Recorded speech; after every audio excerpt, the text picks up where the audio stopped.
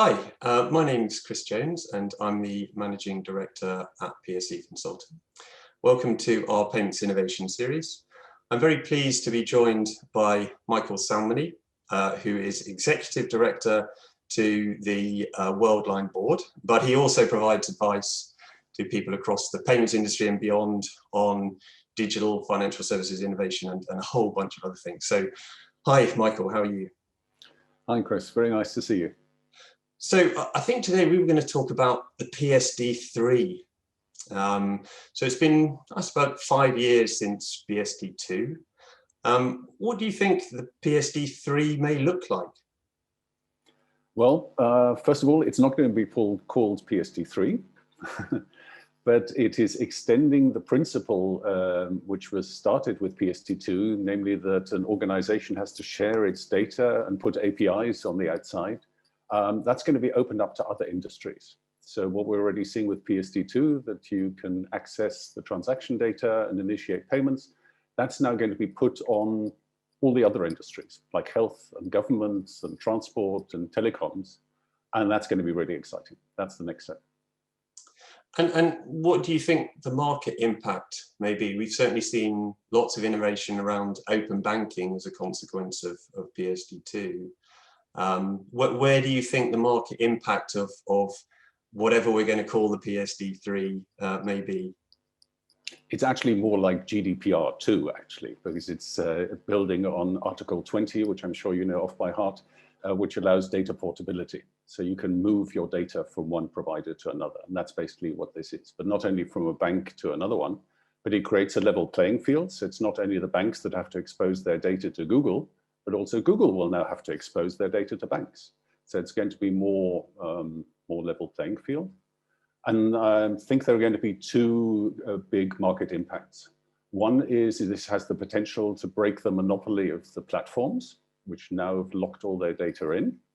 And the other one is that we get a global, or at least in the initial instance, a European data market. And glad to tell you a little bit more about what the thoughts are behind those two. That would be great. Yeah, please.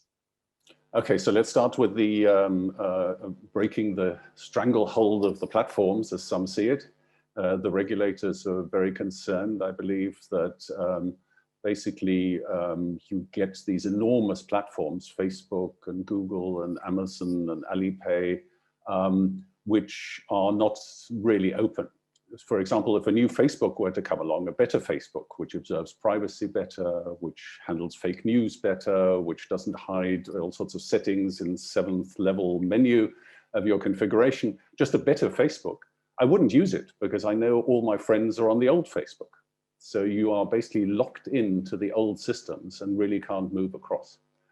And that needn't be the case. For example, we know in email, I can move to another email provider, and even though you're on Gmail and I'm on Yahoo and you're on Outlook and I'm on MSN, we can all talk to each other. That's because open standards allow us to communicate, move our contacts from one provider to another, which at present isn't possible in these platforms.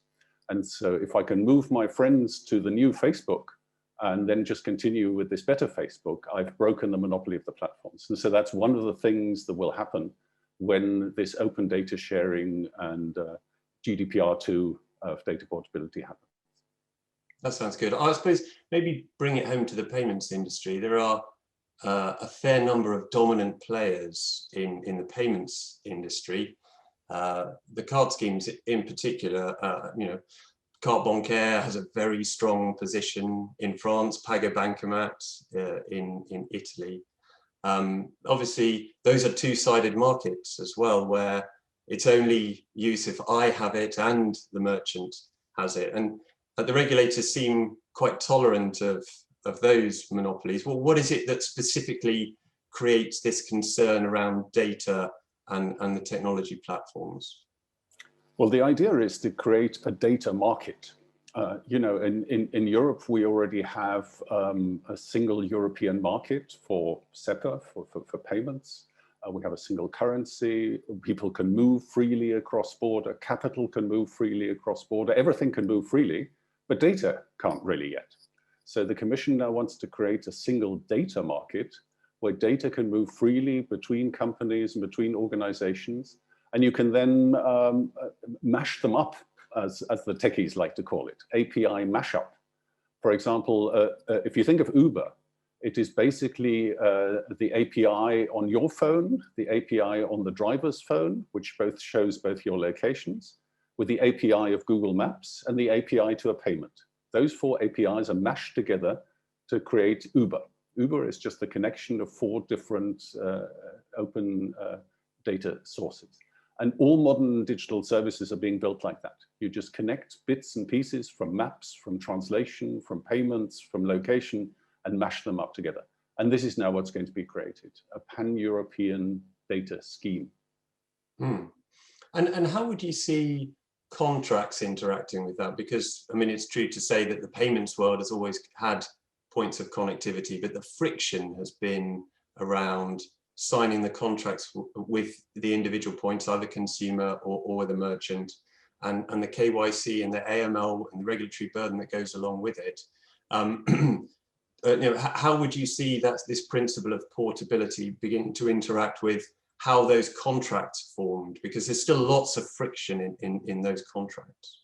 Absolutely. I mean, the key to getting this done is to have proper consent management, for example, right? Because of course, I only want to share my data with those organizations and move my data from one organization to another if I really consent to that, if I'm aware what the consequences are and if I'm okay with that.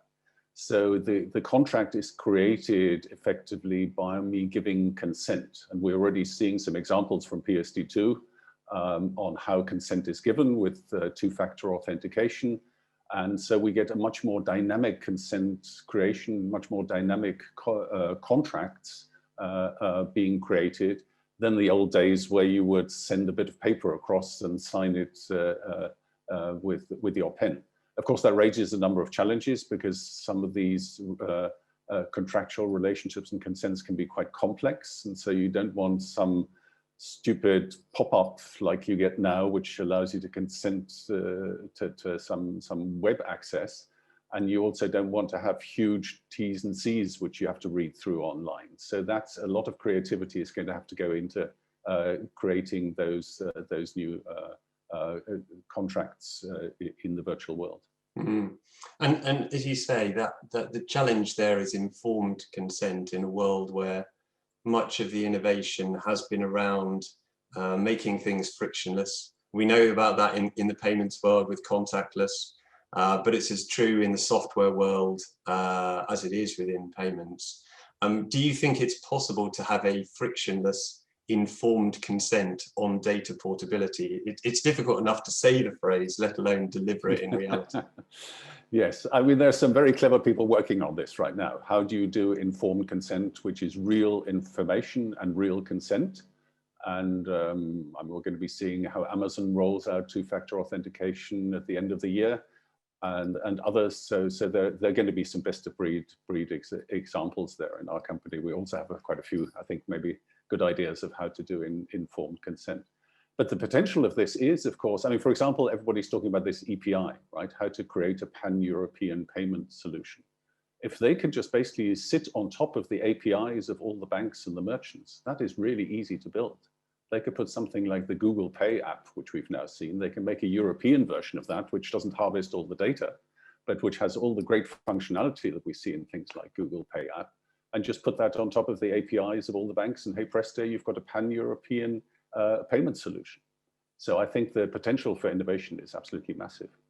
So I think it's a very good point, good illustration on EPI. If it's so easy to do as we move forward, and obviously there are plenty of steps between us and this future world, surely that's as open to innovation from other parts of the world as it is from European players. Given that there's an enormous wealth of experience in other markets in managing exactly these sorts of interactions, how do you see this principle of data portability interacting with a principle of sovereignty, which the Commission is very keen on? Is it possible to be sovereign and innovative and open at the same time? I mean, this is one of the primary goals of the European Commission, to increase data sovereignty in Europe, or to increase sovereignty in Europe. And I think we've seen some examples in the past. You know, we always tend to think everything's invented in California or in China. But actually, privacy is something that I think has originated in Europe. You know, not everybody likes GDPR, but even in America, where they tend to be a bit resistant to having the government telling people what to do, they're increasingly coming around to saying, yeah, maybe we do need a law to protect our data a bit better, to have more privacy. So something that's come out of Europe. Open banking is something that is being pioneered in Europe. You know, that's the first geography in the world where all banks were mandated to open up. GSMA actually originated in Europe. And now maybe this new country data scheme is the next new thing that will come out of Europe. So I think we can hold our head up high in Europe and say, we're also coming up with some quite good things, and data sovereignty, the point you raised, is indeed one of them. And so when do you think this may come around? You know, PSD3, GDPR2, if you gaze into your crystal ball, when do you think that the legislation may actually land into the European rulebook? Well, the legislation is coming out now. If you look at the financial services strategy and the retail financial services package that's coming out now, and there's also a Data Act, which will come out before the end of the year. One can read out absolutely very clearly that these things are to be implemented by 2024, and there are various other milestones. So this is absolutely imminent. But as you alluded to before, having the law in there is one thing, but actually getting it right and usable and workable and making it smooth across the industry, we've seen that in PSD2, is a bit of a difficult process, and that may take a little bit longer.